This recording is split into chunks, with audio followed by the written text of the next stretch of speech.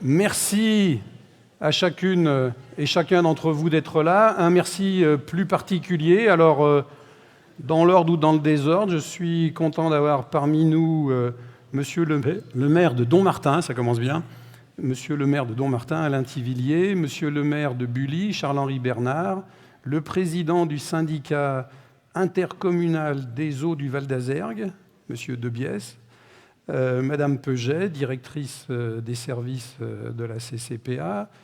Nous avons parmi nous, dans son statut de conseillère municipale, mais notre conseillère départementale, Martine Publier. Alors Martine, je l'ai perdue de vue, elle est là. Voilà, elle a fait comme moi, elle s'est fait beaucoup couper les cheveux. Moi, un peu plus qu'elle encore, mais bon, voilà, bonsoir. Bonsoir aux pompiers qui sont là. Nous avons à la fois le chef de la caserne et le président de l'amicale. Il y a plusieurs présidents d'associations qui sont là. Voilà. Au niveau de la forme, ce soir, donc, comme d'habitude, un exposé du maire, costaud, l'exposé, hein. Voilà, ne vous trompez pas. Avec des films, avec des photos. Il y aura une captation a démarré d'ailleurs. Ça signifie que ça n'est pas diffusé en direct. On l'avait fait ça il y a 2 ans. Mais c'est quelque chose, comme dirait l'autre. C'est capté et ça sera disponible sur Internet bientôt. Demain, je ne sais plus, enfin ils me diront. Pas tout à fait instantanément, puis j'aurai une information concernant Internet tout à l'heure. Voilà. 3 caméras, 2 caméras en face, et puis une caméra, je crois, qui de temps en temps pourra prendre des plans. Je vais commencer par remercier la technique avec Lionel Faure, assisté de Claire, et Claudie Liégy, voilà. Et entre eux, qui les surveille, Béatrice Chavreau, qui s'occupe de communication, mais il y a matière à les surveiller. Vraiment, je les remercie du fond du cœur, parce que c'est grâce à eux que je vais tenter, parce qu'eux, c'est des professionnels, pas moi, de vous expliquer de la manière la plus, animée possible où en est la commune. Aujourd'hui, c'est un moment un peu particulier. J'ai déjà dit enfin, on se retrouve dans une réunion avec pas trop de contraintes sanitaires, réglementaires, etc. Donc, comme d'habitude, normalement, ça a lieu tous les ans, mais en fait, ça fait 3 ans. Ça fait 3 ans que ce type de réunion n'a pas pu se tenir. Et 3 ans, ça nous ramène en 2020, janvier 2020. C'était encore l'ancien mandat, c'était la fin de l'ancien mandat. Et vous allez voir qu'on a du coup plein de choses à vous dire, même si on l'a déjà exposé dans d'autres circonstances. Et puis, nous avons une circonstance plus particulière, c'est qu'en fait, en ce moment, il y a exactement 10 ans, c'était le 1er janvier, qu'a été créée la commune de Saint-Germain-Nuel. Ce qu'on appelle commune nouvelle, mais on ne va pas l'appeler commune nouvelle pendant des décennies. C'était le jargon qui avait été trouvé par l'État pour aider et promouvoir ce type de regroupement de communes. Et ça fait exactement 10 ans que l'entité Saint-Germain-Nuel existe. Et du coup, j'en parlerai un petit peu. Un exposé comme celui que je vais vous faire, il est à la fois tourné vers hier, aujourd'hui et demain. Il y a toujours un petit effet rétrospectif, un peu plus marqué cette année parce que 10 ans pendant un petit moment, 3 ans pendant pas mal de temps. Et puis aujourd'hui, on fera un peu le point sur ce qui se passe, et puis pas mal de choses à venir. Nous avons lancé beaucoup de projets. Voilà. Donc, je vais commencer par vous brosser un petit peu le tableau de ces 10 ans de la commune nouvelle, aussi vite que possible. La commune nouvelle, au départ, la situation, c'est 2 communes, Nuel et Saint-Germain-sur-l'Arbrelle, Saint-Germain-sur-l'Arbrelle et Nuel. Et ces 2 communes, avec leur blason, Saint-Germain-sur-l'Arbrelle à gauche, Nuel à droite, pour vous, ont coopéré depuis très longtemps. Elles ont d'ailleurs fait un enfant en commun qui s'appelait le CIVAD, Il y a beaucoup d'acronymes, de sigles dans la vie municipale. Donc le syndicat intercommunal à vocation d'activités diverses, qui a abrité énormément d'initiatives, à commencer, je ne sais pas si on peut dire à commencer, mais en particulier cette très grande salle qui nous vaut d'être ensemble et qui avait été déjà cofinancée par les deux communes à proportion de leurs capacités respectives et de leur taille respective. Donc il y avait vraiment une tradition de coopération de toute nature, je ne vais pas rentrer trop dans les détails, qui conduisait à avoir en fait 3 budgets. Un budget annuel, un budget à Saint-Germain-sur-l'Arbrelle, un budget du CIVAD, du personnel dans chacun de ces endroits, etc. En fin 2010, l'État invente une nouvelle manière de faire coopérer les communes, qu'on appelle donc une commune nouvelle. Et courant 2012, arrive une très grosse pression de la part de la préfecture pour faire en sorte de dire ce CIVAD, nous, on ne veut plus de ce genre d'infrastructure. On veut que les communes, soit elles sont à part, soit elles coopèrent au point de, je vais utiliser une fois de plus ce mot, de se marier. Et il y avait donc une très grosse pression mise là-dessus. Donc les maires de l'époque, M. Cléchet à Saint-Germain-sur-l'Arbrelle, qui venait depuis peu de succéder à Daniel Di Rocco, que je viens d'entrevoir et que je salue. Merci pour ta présence. J'ai oublié de saluer aussi M. Couzon, ancien maire de Saint-Germain-sur-l'Arbrelle, présent aussi, et je l'en remercie. Donc voilà, M. Cléchet avait succédé à M. Di Rocco depuis très peu, et annuel, c'était M. Perra qui était le maire. Donc les deux équipes, sous la houlette de leur maire, se sont réunies, ont balayé quelles étaient les solutions possibles, et se sont entendues pour créer une commune nouvelle, avec tout un travail dans l'année 2012, donc il y a un peu plus de 10 ans, ça n'a pas été une création comme cela, il y a eu beaucoup de boulot qui a été fait, de manière à poser les bases de ce que pouvait être la commune qu'ils ont choisi de baptiser Saint-Germain-Nuel. Et donc, il y a eu tout un tas de travaux, il y a eu un certain nombre de remous et compagnie, en tout cas des questions qui ont été posées concernant les impôts, concernant tout un tas de choses. Ces choses ont été progressivement levées, précisées. Une consultation a eu lieu, les gens se sont exprimés, dont il est ressorti de manière majoritaire que les habitants étaient favorables. Ce n'est pas unanime, c'était 59% pour à Saint-Germain-sur-l'Arbrelle, 79% pour Annuel, avec un taux de participation assez modeste. Il y avait au total 205 habitants qui avaient donné leur avis. Mais c'était aux élus de statuer. À ce moment-là, les deux conseils municipaux étaient dans la même strate de population, donc avaient a priori 15 élus. 2 avaient démissionné à Saint-Germain-sur-l'Arbrelle, plutôt, je crois, contre la méthode que contre le principe, mais je n'ai pas leur confidence. Et il y avait 14 élus sur les 15 qui étaient à même de tenir leur poste, puisque l'un des élus de Nuel était en très grave maladie.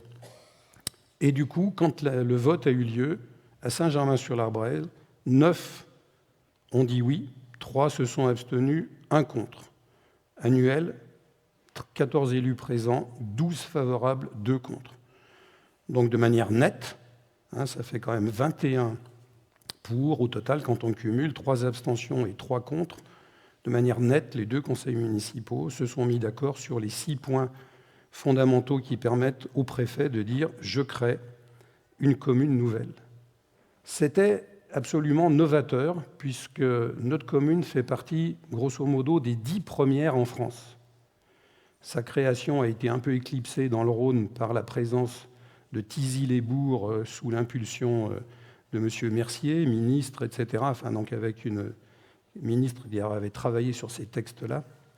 Mais sinon, c'était quand même un événement tout à fait nouveau, etc. Donc les deux conseils municipaux se retrouvent ensemble, ça c'était la loi, les élus restent en place, et du coup il y avait encore 27 conseillers capables de voter avec cette difficulté grave pour l'un des élus de Nuel. Et donc sur les 27 conseillers présents, lorsqu'il a fallu élire le maire, eh bien, 11 se sont portés sur M. Cléchet, 11 sur M. Perrat et 5 se sont abstenus. Donc une situation un peu compliquée. Au deuxième tour, une personne qui s'était abstenue a changé d'avis et M. Cléchet a donc été élu avec 12 voix contre 11 à M. Perrat. Donc c'est comme ça qu'il y a un an, je crois que c'est quasiment jour pour jour, le premier samedi de janvier 2013, s'est mis en place le nouveau conseil municipal d'une nouvelle entité appelée Saint-Germain-Nuel. Voilà. À noter que une autre décision très importante a été prise assez rapidement pendant ce laps de temps, donc tenue par les élus du mandat 2008-2014. Hein. Histoire que ça soit bien clair, je n'étais pas élu à ce moment-là et la quasi-totalité des conseillers municipaux, pour ne pas dire tous, n'étaient pas élus, hein, ceux qui sont élus aujourd'hui. Donc il y a une disposition très importante qui a été prise par ce conseil réuni où les élus de Nuel et de Saint-Germain étaient grosso modo à parité, c'est qu'il a été décidé, même si ça a été dans une proportion très modeste, de supprimer les communes déléguées et donc les maires délégués qui auraient pu exister, et ceci à compter des élections de 2014. Donc moi, quand je me présente avec ma liste en 2014, face aux deux autres listes, il n'y a plus de communes déléguées. Ce n'était pas possible de revenir en arrière là-dessus. Nous sommes donc une commune nouvelle, pleine et entière, avec un maire, un conseil municipal, et c'est parti comme ça. Alors, cette petite histoire de la commune nouvelle, nous aurons l'occasion d'y revenir dans le cours de l'année 2023 à la faveur de différentes manifestations municipales. J'espère, enfin, en tout cas je tenais à ce qu'on puisse en parler. Donc, quand Saint-Germain-Nuel a été créé, ils ont eu la bonne idée de créer un nouveau logo. Et vous le savez sans doute, parce qu'on a commencé à le faire, à le montrer, nous avons décidé, au bout de 10 ans, d'avoir un logo nouveau, plus condensé pour différentes raisons, mais j'y reviendrai tout à l'heure. Voilà, donc on aura l'occasion de reparler de tout ça. Je vais revenir maintenant sur 2020, 3 ans. Le 15 mars ont lieu les élections, et le lendemain, sans utiliser le mot, le président de la République décrète le confinement. Ça a eu comme conséquence que les conseils municipaux, qui n'étaient pas tous élus, parce que le deuxième tour avait été retardé, ont été figés, et les nouveaux conseillers municipaux n'ont pu véritablement s'installer qu'un peu plus de 2 mois après, et c'est le 25 mai, dans cette salle, avec tout le monde distant d'au moins 2 mètres dans tous les sens, que nous avons pu installer, comme on dit, le nouveau conseil municipal, donc en particulier prononcer l'élection du maire, des adjoints, etc., etc. Donc, je vais juste dire, sans revenir trop là-dessus, que ça a été pour nous et pour toutes les communes autour, hein, les collègues ont connu ça, une mise en place très perturbée et qui, en plus, est d'autant plus frustrante que ça arrive au tout début avec des nouvelles équipes. Vous allez voir que les élus à Saint-Germain-Nuel ont été nombreux à être nouveaux, avec des gens qui avaient réfléchi sur leur programme et qui piaffaient un peu dans les starting blocks avant de pouvoir démarrer, et ce d'autant plus que le Covid, les mesures tournées autour du Covid ont beaucoup retardé les choses.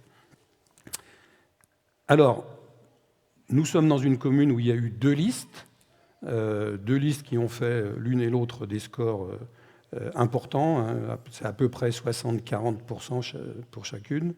Et donc, d'entrée de jeu, nous avons cherché, je pense d'un commun accord, une saine coopération entre les listes, de manière à ce que tout le monde puisse trouver sa place, aussi bien dans les commissions que dans certaines représentations extérieures. Je vais passer en revue les 19 conseillers municipaux et rapidement leurs fonctions Mesdames, Messieurs, alors c'est pas très poli, ça commence par moi. Alors en tant que maire, je suis président de toutes les commissions, un peu plus spécifiquement de la commission personnelle, même si j'ai une adjointe qui m'aide en la matière. Et je suis président, parce que je crois qu'il n'y a pas d'autre choix, du Centre communal d'action sociale. Je suis par ailleurs président du conseil d'administration de l'EHPAD, les Collonges, depuis cette élection. Et ça, c'est la CCPA qui m'a confié cette mission. À la CCPA, Communauté de communes du Pays de l'Arbrel, je ne le ferai plus après, CCPA. Je suis vice-président, le deuxième vice-président, en charge du développement économique, fonction que j'avais déjà dans les 6 ans précédents. Et voilà, membre du bureau, je suis vice-président d'un syndicat d'aménagement qui s'appelle le SMADEOR, et je suis très impliqué dans les murmures du temps. Première adjointe, Béatrice Chavreau, qui s'occupe des affaires sociales, de la vie éducative, de la petite enfance et de la communication. Elle est membre de 7 autres commissions. Elle est vice-présidente du CCAS, membre du CA de l'EHPAD. Elle est également impliquée à l'Office de tourisme, à la commission d'appel d'offres et à la commission solidarité de la CCPA. Geneviève Marion, qui est deuxième adjointe, s'occupe de la vie associative, de la vie commerciale et des marchés, membre de 4 autres commissions, déléguée titulaire au conseil d'administration de l'hôpital de l'Arbrel, conseillère communautaire. Nous sommes 3 conseillers ou conseillères communautaires, donc Geneviève, Martine Publier et moi-même, j'y reviendrai tout à l'heure. Et à la CCPA, elle est membre des commissions tourisme et sport. Troisième adjoint, Mathieu Pin, voirie, plus fleurissement, espace vert, sécurité, police de la circulation. Il est impliqué dans 4 autres commissions. Il est référent de la commission extra-municipale agriculture et territoire, référent Ambroisie. Il s'occupe du PCS, plan communal de sauvegarde, correspondant défense, toute commune doit en avoir. Et à la CCPA, il est dans l'agriculture et la voirie. Catherine Marcot, 4e adjointe, s'occupe des finances, des services généraux et des baux commerciaux. Elle est membre de 5 autres commissions. Elle est déléguée titulaire des commissions d'appel d'offres. Elle est, à la CCPA, membre de la commission commerce. Gérard Payon est le 5e adjoint. Nous sommes une taille de commune qui a droit à 5 adjoints. Il s'occupe des bâtiments, il s'occupe aussi des cimetières, et, ce qui n'est pas rien, et 5 autres commissions. Voilà, il est délégué suppléant à la CAO et il nous représente au syndicat d'électrification du Rhône. Ensuite, on va passer aux conseillers et conseillères délégués. Laure Baillet, si c'est bien organisé ce soir, c'est grâce à elle. Si c'est moins bien, c'est... Voilà, d'accord, c'est bien. Donc, elle s'occupe des fêtes et cérémonies. Elle est membre de nombreuses commissions, 5 autres, et elle est membre du CCAS. Estelle Denis, conseillère déléguée à l'urbanisme. Il y a marqué réseau, non, elle est conseillère déléguée à l'urbanisme.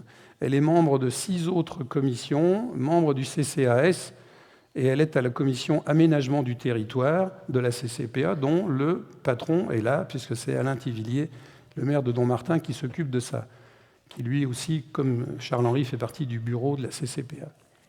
Janie Le Bourdet est conseillère déléguée à l'action culturelle, membre de 8 autres commissions, membre du CCAS et évidemment à la commission culture de la CCPA.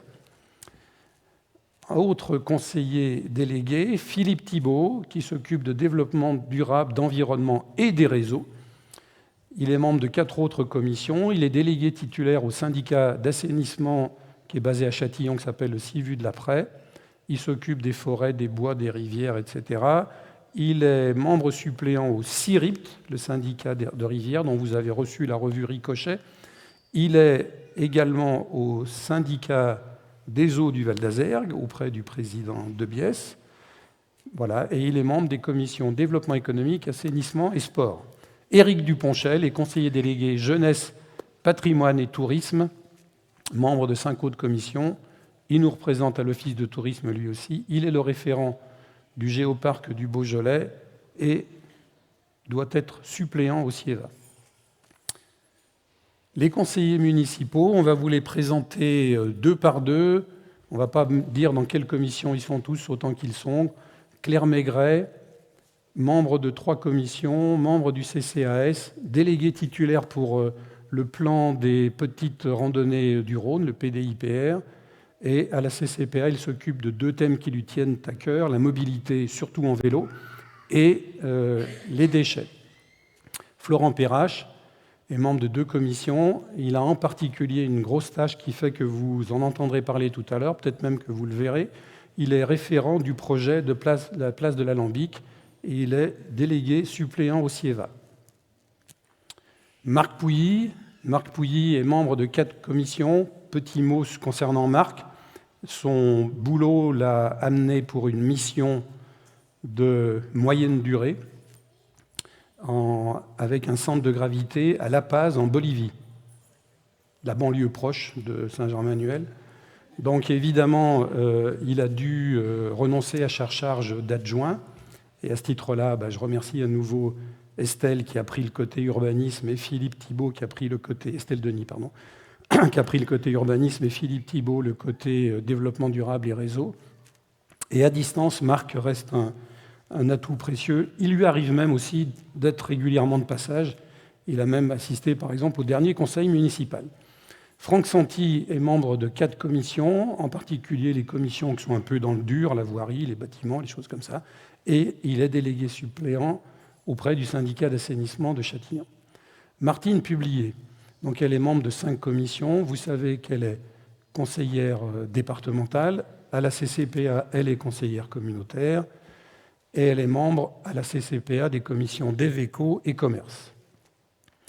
Xavier Ruédin est membre de 5 commissions et il est délégué, je ne sais pas s'il est titulaire au CIDER.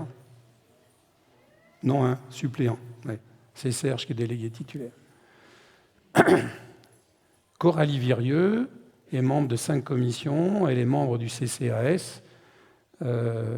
Et Serge Taride est membre lui aussi de 5 commissions, ce ne sont pas les mêmes. Il est notre référent en Boisie aussi et il est délégué titulaire au CIEVA, ça c'est exact. Et j'ai de sa part un message pour vous tous et pour ses collègues élus, puisqu'il est malade et il est retenu ce soir, mais il nous souhaite une bonne soirée et à tout le monde une bonne année. Voilà, on est au bout là, il me semble. Grosso modo, la moitié étaient conseillers municipaux ou conseillères municipales dans le précédent mandat, et la moitié, c'est des nouveaux. Donc on en a profité pour réviser en quelque sorte notre manière de travailler, et je vais revenir un petit peu sur les valeurs qui nous guident.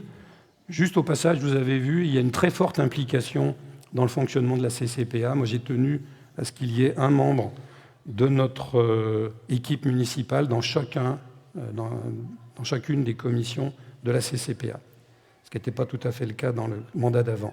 Et ça répond d'ailleurs à la demande du président de la CCPA. Nos 2 listes avaient 2 slogans, « Vivre Saint-Germain-en-Laye pour l'une et une commune qui nous ressemble et nous rassemble ». Je pense qu'en tant que tel, ça veut dire qu'on a bien une vision proche de l'unité de la commune. Je crois que nous portons attention à tous. Ça, c'est quelque chose de très important pour chacun de nous, et en particulier pour moi. Ça peut être en soutenant les initiatives qui nous sont proposées. Ça peut être parfois en réalisant les actions par nous-mêmes. On a une équipe qui réalise beaucoup d'actions, et j'espère que ça rencontre l'adhésion de la population. Nous restons réactifs aux opportunités qui se présentent, j'y viendrai, parce qu'on a eu à prendre 2 très grosses décisions qui, par nature, ne pouvaient pas être dans les programmes et qui sont impliquantes pour l'avenir et pour les finances. Et on les a prises avec une très bonne cohésion. Et évidemment, on a le souci de préparer l'avenir. Voilà. Alors les grandes valeurs, ce qui est très important, c'est quand c'est vrai. Le respect, l'esprit d'équipe, l'esprit d'ouverture et évidemment le souci de l'intérêt général, sans intérêt particulier, vous l'avez bien compris.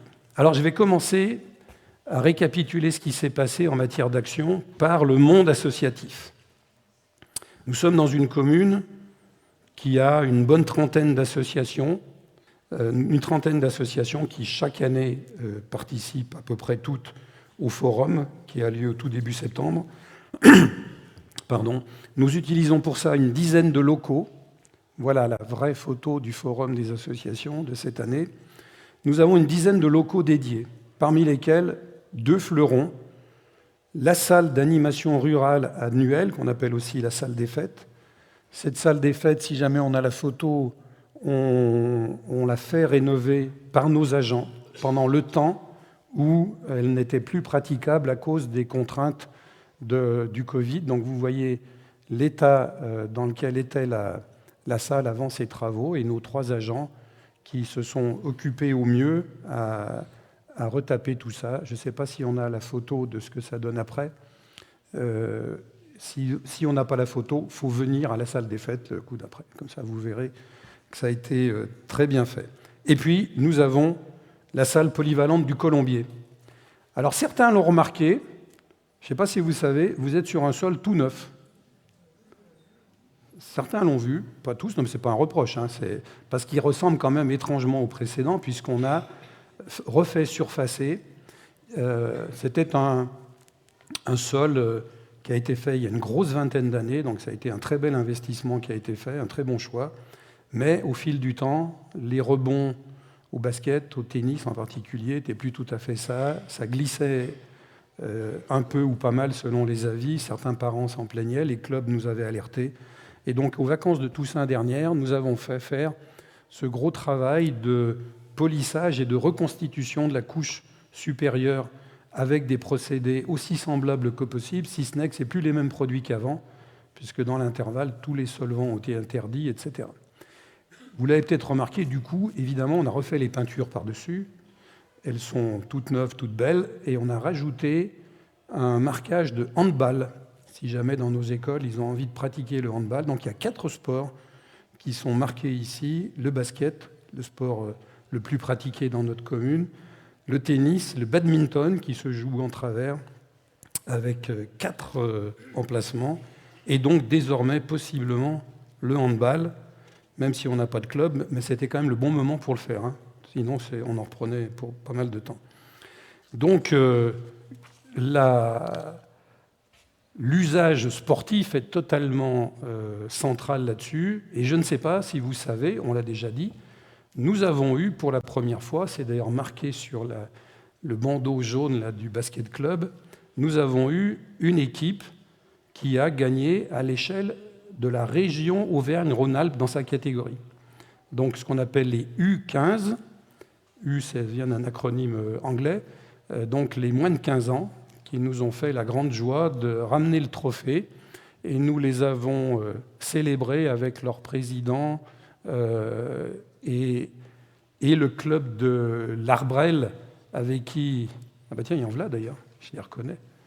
Hein, il y a des jeunes. Vous savez ce que vous pouvez faire, c'est les applaudir.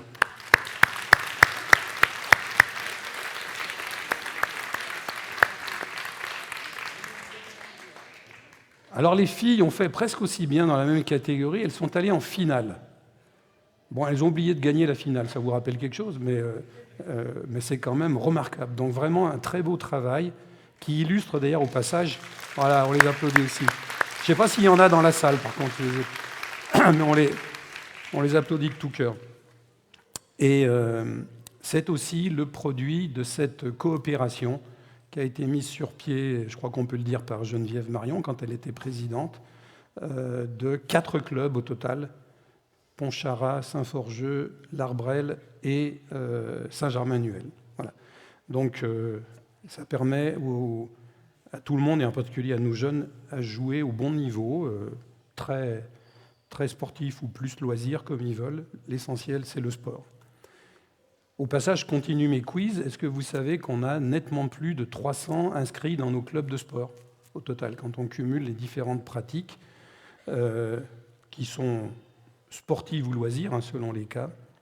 Donc voilà, je voulais simplement et très sincèrement adresser un immense merci à toutes les personnes qui se dévouent pour faire vivre ces associations. Dans le sport, je viens d'en parler, dans les loisirs, la culture, le social, il y a de quoi faire. Alors ici, nous sommes sur le plateau du Colombier, à l'intérieur de la salle qui s'appelle la salle polyvalente du Colombier. Et le plateau du Colombier, c'est vraiment un atout considérable pour faire vivre ces entités sport et loisirs. Vous voyez, nous survolons en ce moment la salle, nous survolons les tennis. Il y a une emprise très importante. Du basket extérieur est possible. Il y a des jeux de boules, on les voit aussi. Et vous avez ici, par ce plan, l'avancée. Alors, le pré qui est à l'arrière n'appartient pas intégralement à la commune, je veux être très clair là-dessus, mais nous avons suffisamment de place pour pouvoir permettre à la CCPA d'implanter à côté des tennis, comme ça bouge en permanence, c'est bien, à côté des tennis actuels, un tennis couvert qui accueillera 2 cours. Investissement et usage communautaire. Ce n'est pas un investissement communal. Nous mettons à disposition le terrain. On peut arrêter?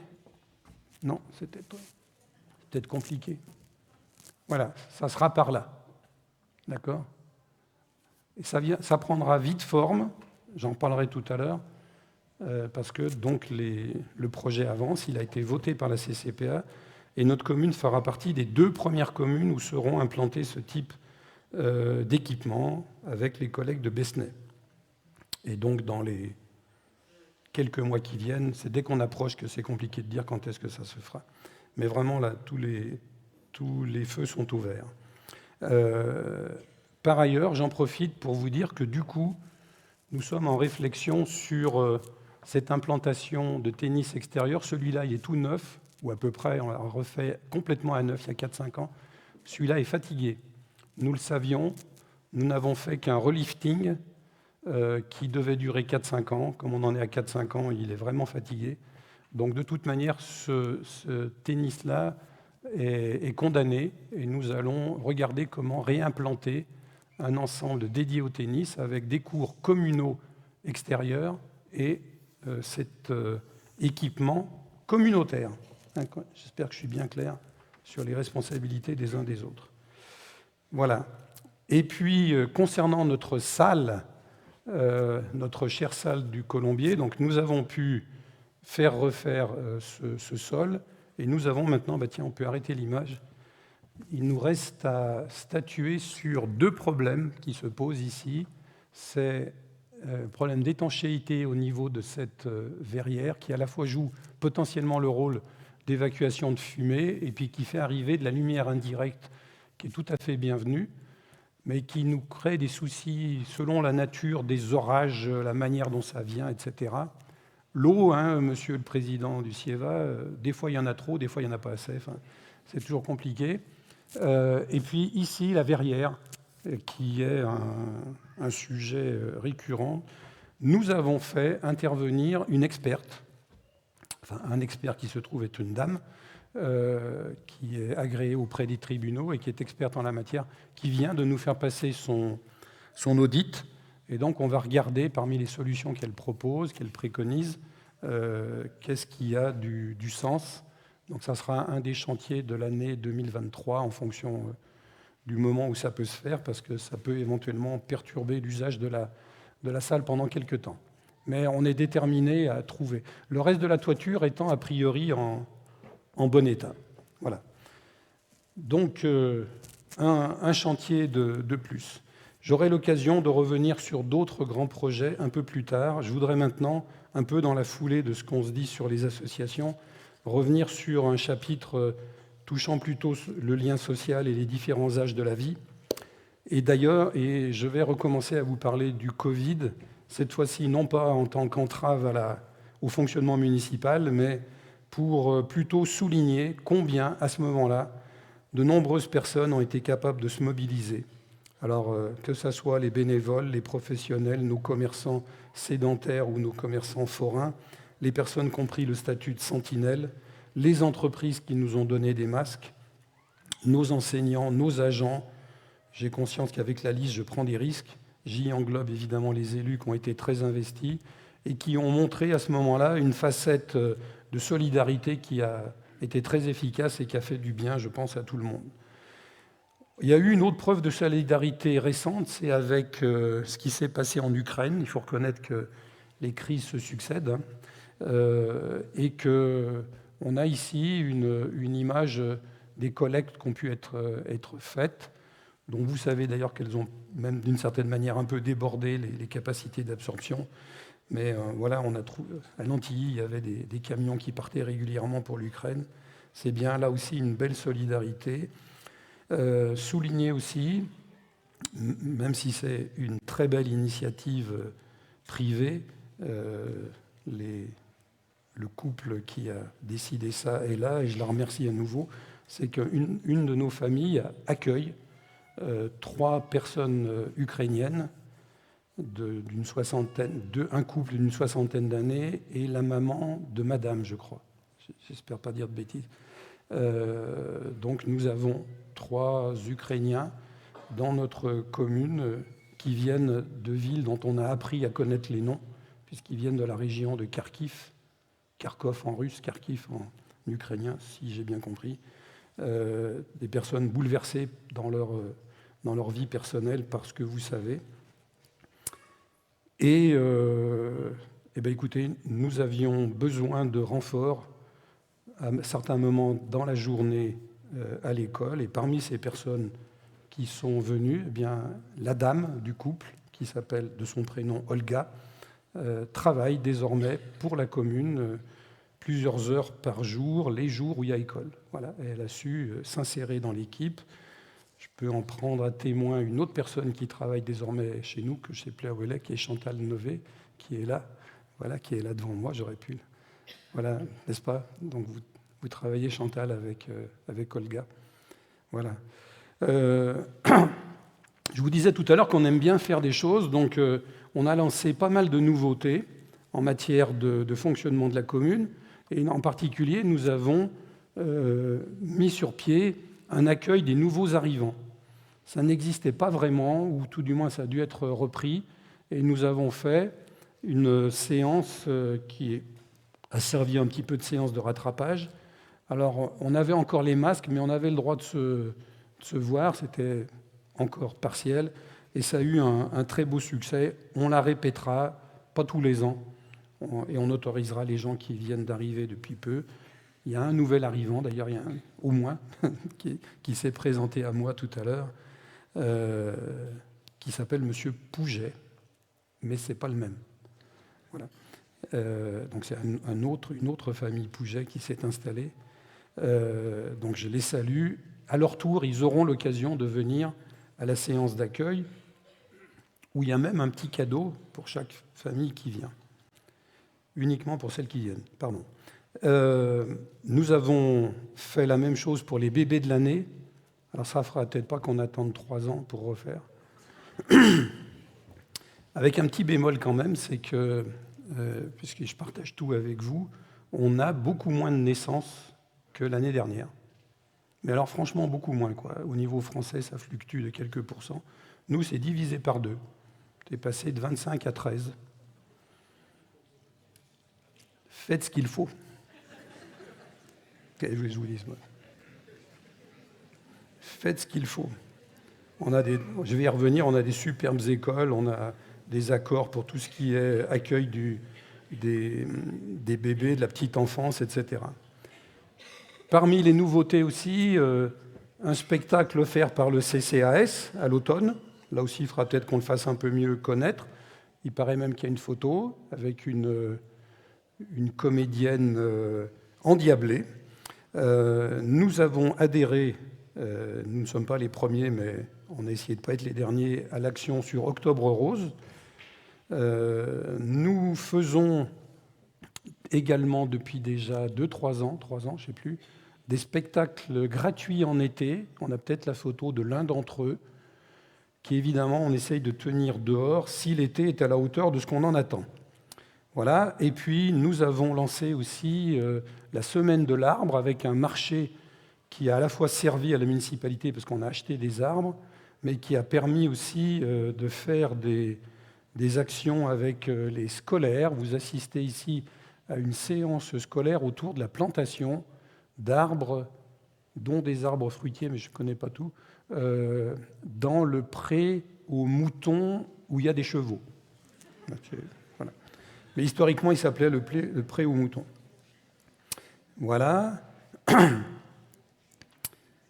Nous avons mis en place, promesse qu'on avait faite, un groupe de travail accessibilité qui a commencé à proposer des choses sur des bancs, des places PMR qui peuvent manquer par-ci par-là, qui jettera un regard sur tout ce qui est nouveaux aménagements, évidemment municipaux, en matière d'accessibilité, et qui est là pour traiter les éventuelles demandes qui peuvent apparaître.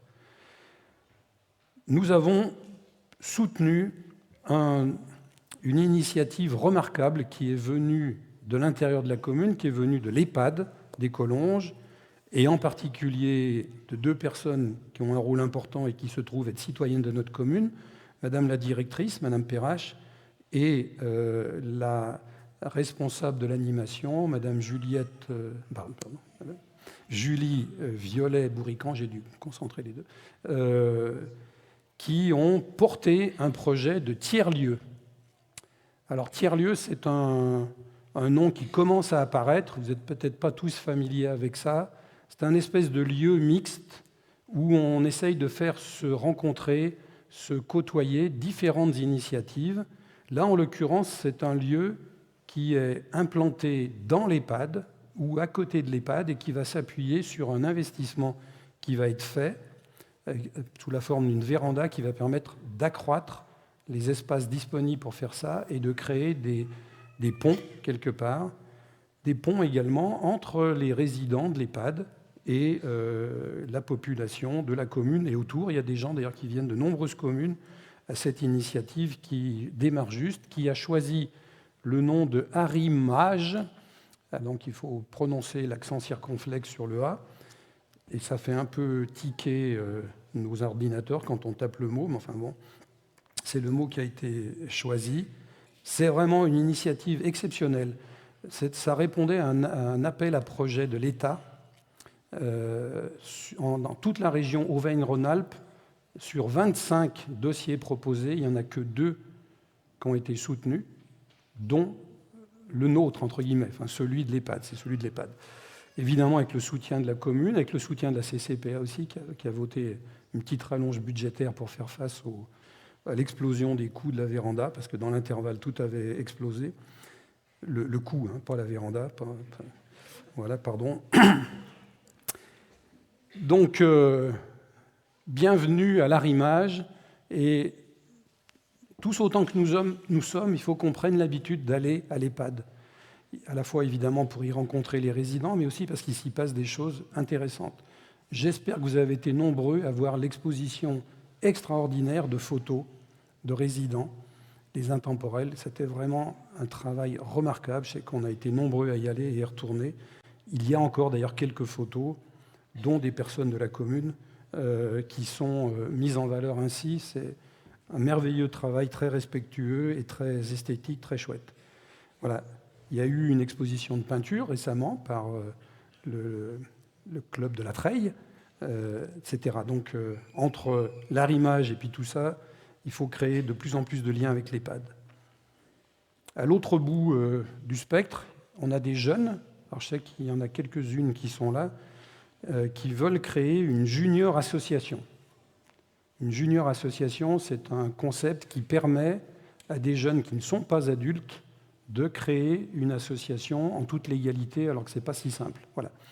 Donc ce travail, il est en cours au niveau institutionnel de leur part, on essaye de les aider. Et puis, je m'engage très clairement à trouver un port d'attache, même provisoire, à cette junior association. C'est une belle initiative et on est vraiment preneur de soutenir ça. Ça prendra peut-être un peu de temps pour lui trouver un port d'attache un peu plus définitif, entre guillemets, mais en tout cas, on va trouver quelque chose qui va leur permettre de commencer à avoir des activités.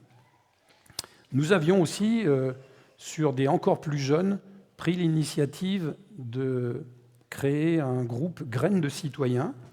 C'est des volontaires du niveau CM1, CM2. Vous avez ici une des circonstances que nous avons eues, où avec plusieurs conseillers municipaux, j'ai reçu un samedi matin les jeunes pour leur parler de ce qu'était la fonction de maire et le conseil municipal. Et ils nous ont également aidés à d'autres occasions. J'y reviendrai. Oui, tiens, c'est vrai. Pardon, on aurait... Oui, je me suis loupé dans l'enchaînement. J'ai oublié de vous parler.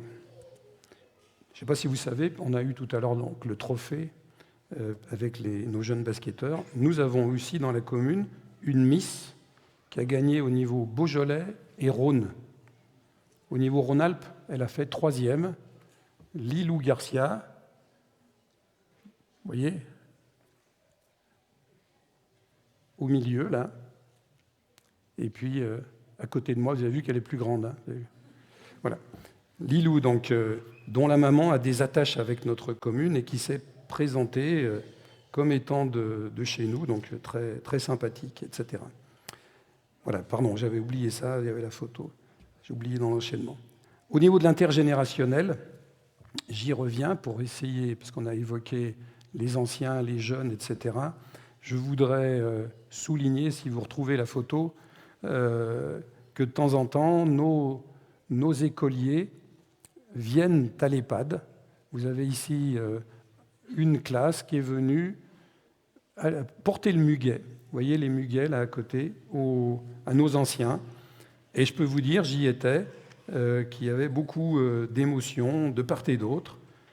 Ils ont improvisé de chanter chacun, les anciens, les chansons qu'ils avaient apprises avec Julie, et les jeunes avec leur maîtresse, c'était vraiment super. Et nos graines de citoyens, on les a vus aussi nous aider lors du repas des aînés, où ils sont même venus chanter avec... c'est Geneviève qu'on voit derrière qui chante ? Non ? Peut-être. Donc ça, c'est des moments sympas aussi, hein, quand on arrive à mixer tout ça. Alors au niveau des âges de la vie, quand on revient sur 3 ans en arrière, il y a quelque chose de très important qui s'est passé. Au niveau c'est les écoles. Nous avons lancé un grand chantier en 2021 qui a conduit à une nouvelle répartition avec les petits, les maternelles annuelles, et les grands, donc le cycle élémentaire, je crois qu'on dit, du CP au CM2, à Saint-Germain, à l'école également qui s'appelle du Colombier. Et cet ensemble forme la nouvelle école communale de Saint-Germain-Nuel. Je voudrais au passage remercier en particulier les élus qui se sont énormément investis pour trouver une solution dans les délais imposés, le rythme imposé par l'Académie, parce qu'il y a tout un rétro-planning pour faire ce genre de modifications. Remercier les agents qui se sont beaucoup adaptés, les enseignants et les familles qui ont compris l'intérêt, qui dans certains cas ont vu les horaires se modifier. Ça a nécessité en particulier une navette qui le matin permet dans un sens et dans l'autre d'amener les enfants là où il faut. Donc une famille qui a 2 enfants en maternelle et en élémentaire peut déposer ses enfants à un endroit et les récupère statistiquement le soir. Il y a eu une fois une erreur, pardon pour la petite plaisanterie, les récupère le soir au même endroit. Donc pour faire en sorte que cette navette soit dans de meilleures conditions, nous avons aussi, il y a peu, c'est nos agents qui l'ont installé, un petit abribus en bois. Nous sommes à 2 pas d'ici, sur la plateforme du Colombier, et les enfants, de temps en temps, doivent attendre un petit peu, surtout quand il y a la neige. Vous voyez ?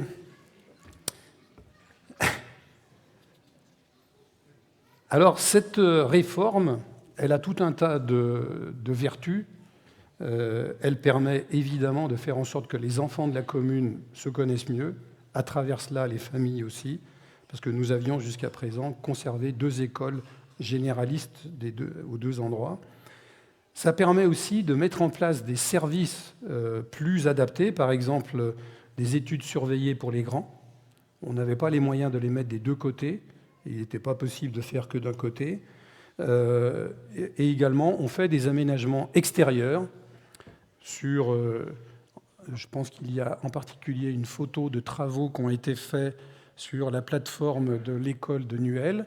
Et puis évidemment, il a fallu adapter les sanitaires, des grands d'un côté, des petits de l'autre, etc. Voilà, on a également aménagé de nouvelles couchettes. On vient d'ailleurs d'en améliorer l'isolation, etc. Donc, équipement extérieur, équipement intérieur spécialisé, meilleure cohésion.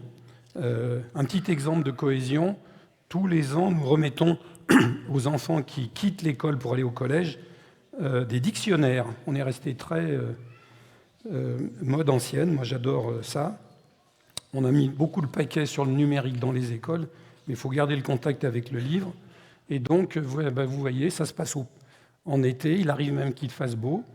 Et tous nos gones là, de CM2, et on en avait une trentaine, ont pu entendre un petit discours du maire, patienter, donc un discours de moins d'une heure, patienter jusqu'à avoir leur dictionnaire et plein d'autres choses, etc.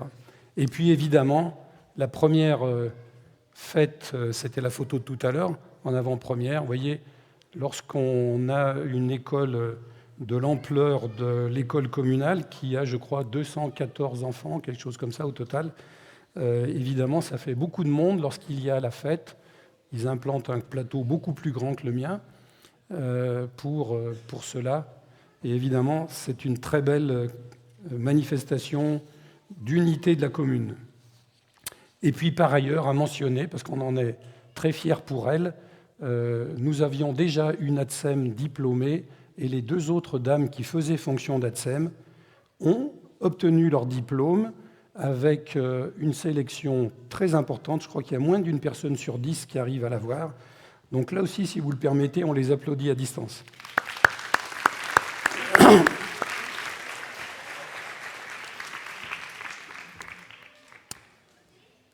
Alors maintenant, on va vous parler de grands projets.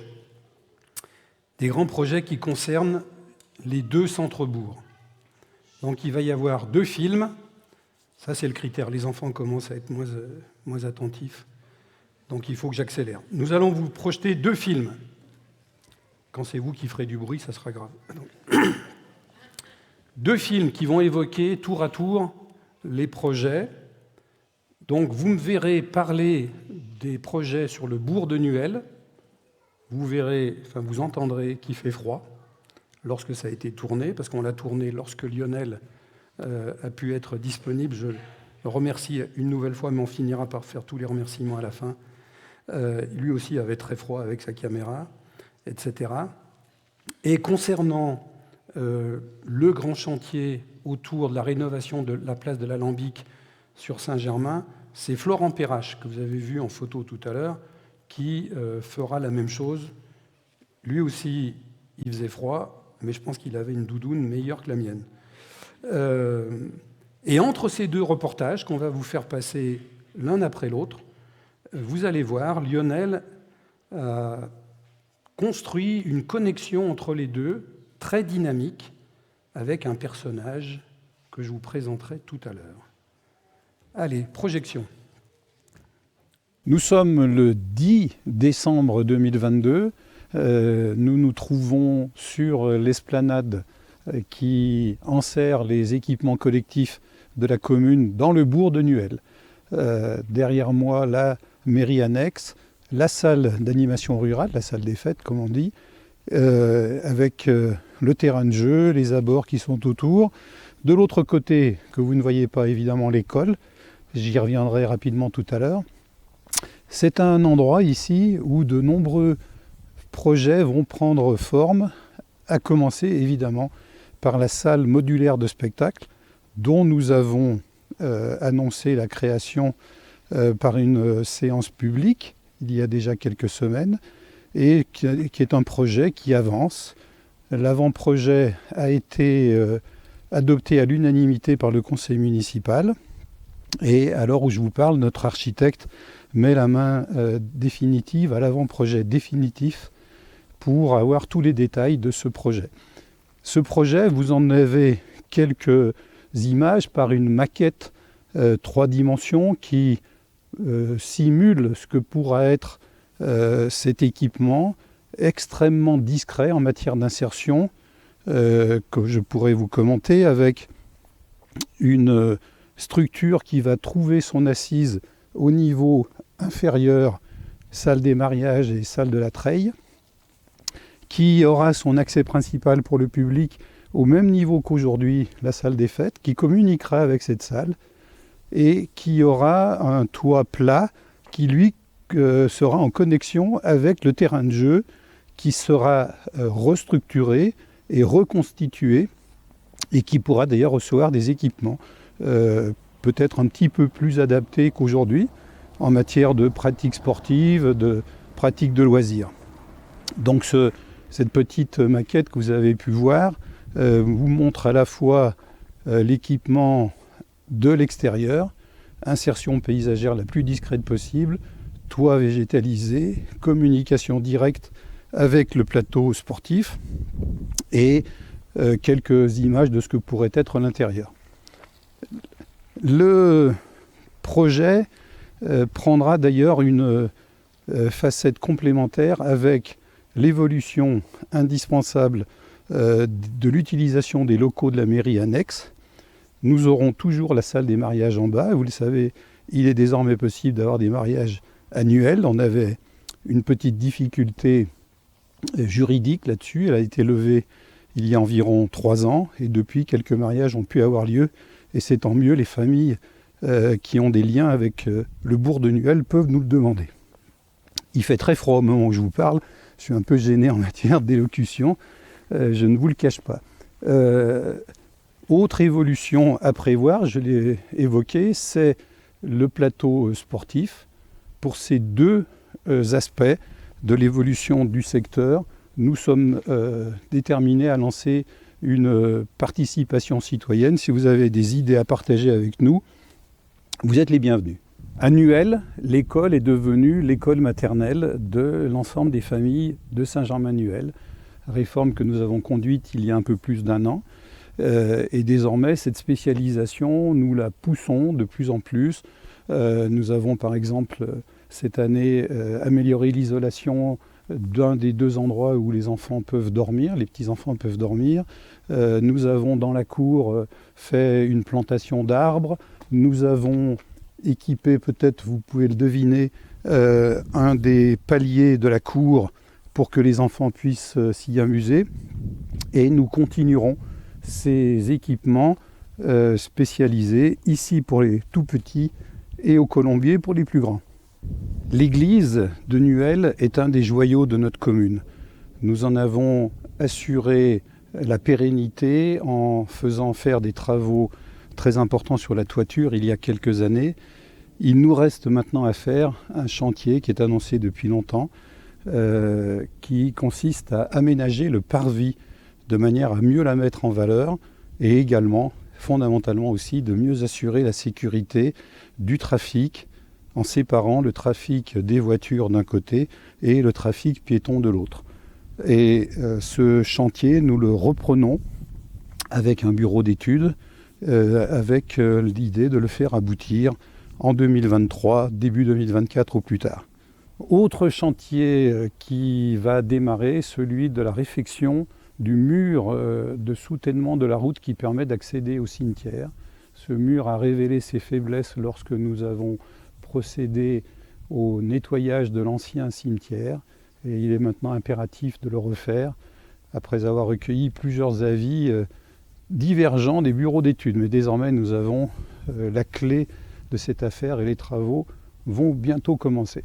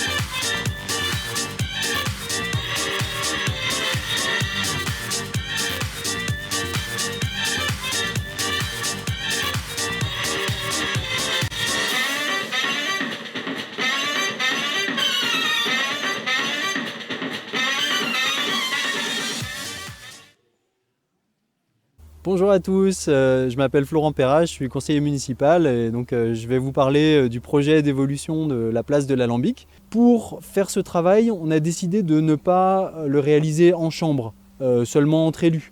On s'est dit que faire participer les citoyens à définir ce lieu par essence commun, collectif qu'est la place de l'Alambic, c'était quelque chose d'essentiel. La première étape du projet, c'est de réaménager et d'arborer le parking Bresse, donc en constituant et en développant les stationnements. Donc il y aura entre 24 et 32 stationnements, c'est-à-dire un peu plus que ce qui existe actuellement, plus des arbres qui seront installés donc sur cet espace.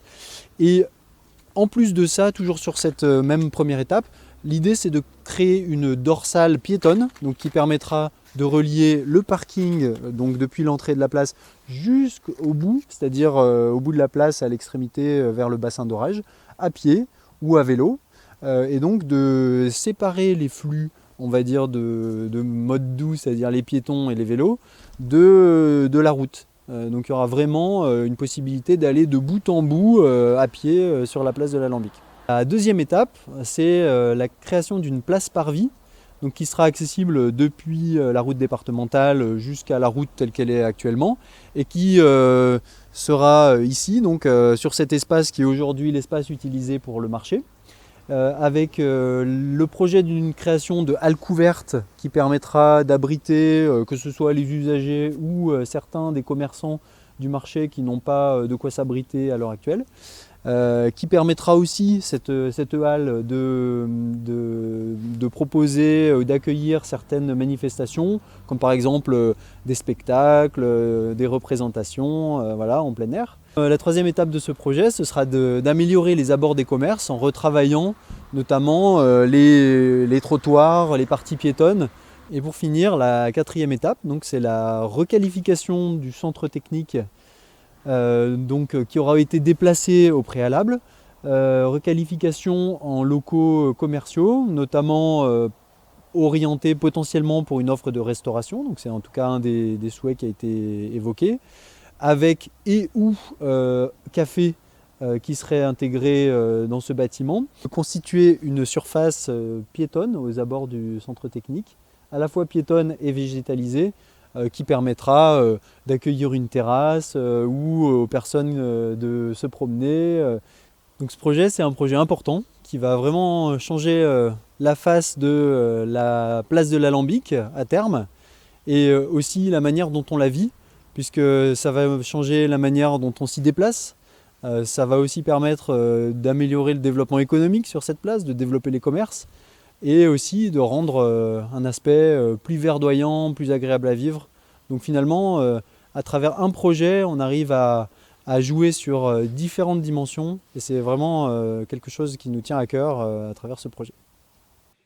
Alors je ne sais pas si Charlie est là, je l'ai vu tout à l'heure, parce que je voulais vous présenter Charlie,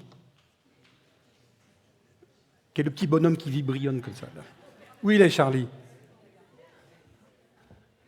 Ah, le voilà. Il est même filmé en direct, vous voyez, au fond de la salle. On applaudit Charlie. Ouais.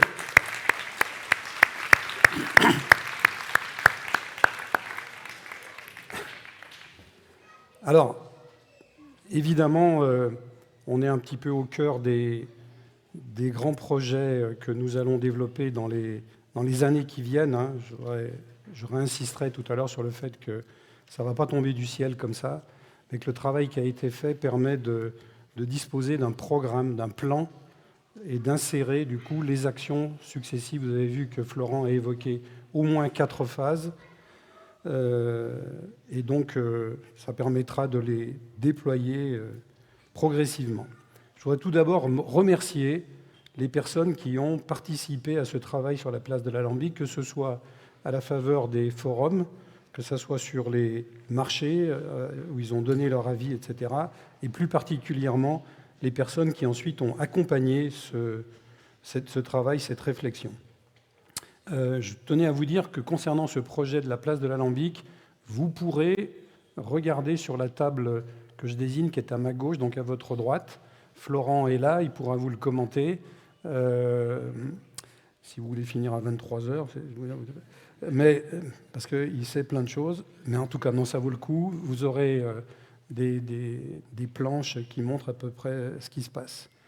Je voudrais insister sur quelque chose qui est évoqué, c'est que les 4 phases, il y en a une phase 0 avant, ou en tout cas à faire rapidement, c'est qu'il faut qu'on réimplante le centre technique.